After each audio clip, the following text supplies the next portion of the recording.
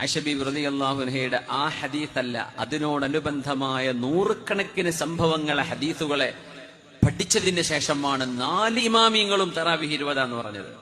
ആയിഷ ബീവി റളിയല്ലാഹു അൻഹ എന്താ പറഞ്ഞതില്? റമളാനിലും അല്ലാത്തപ്പോഴും. ഇപ്പൊ തന്നെ മനസ്സിലായി റമളാനിലെ തറാവീഹിനെ കുറിച്ചല്ല ആയിഷ ബീവി റളിയല്ലാഹു അൻഹ പറയുന്നത്. അല്ലെങ്കിൽ ആയിഷ ബീവി റളിയല്ലാഹു അൻഹ ആ വിഷയത്തിൽ മഹദിക്ക് അറിഞ്ഞ വിഷയം അത്രയേ ഉള്ളൂ. കാരണം റമളാനിലും അല്ലാത്തപ്പോഴും പറഞ്ഞില്ലേ, റമളാനിലല്ലാത്തപ്പോൾ തറാവീഹ് ഉണ്ടാ? തറാവീഹിന്റെ ബാബിലാണ് ഇമാം ബുഖാരി തങ്ങൾ കൊണ്ടുവരുന്ന ഹദീസ് പണ്ഡിതന്മാർ അവരെന്താണോ അവർക്ക് ലഭിക്കുന്ന ഹദീസ് സ്വഹീഹായി ലഭിക്കുന്നത്, ഹസനായി ലഭിക്കുന്നത്, അവരുടെ ക്രൈറ്റീരിയ മീറ്റ് ചെയ്യുന്നത്, ആ ഹദീസ് അവർ ഉദ്ധരിക്കും.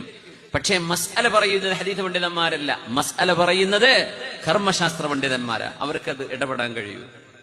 അവര് പറയും 20 റക്അത്താണ്, പിന്നെ എങ്ങനെയാ നിഷേധിക്കുക? നമുക്ക് അംഗീകരിക്കാൻ പറ്റില്ല എന്ന് പറയാം. ഇമാം ഷാഫി തങ്ങൾ ഇവിടെ ആ മനുഷ്യനോട് പറയാൻ, ഞാൻ അള്ളാന്റെ റസൂൽ ഇതാണ് പഠിപ്പിച്ചത് എന്ന് പറയുമ്പോ നിങ്ങളുടെ അഭിപ്രായം ഇന്നതാന്ന് ചോദിക്കേ. എന്ത്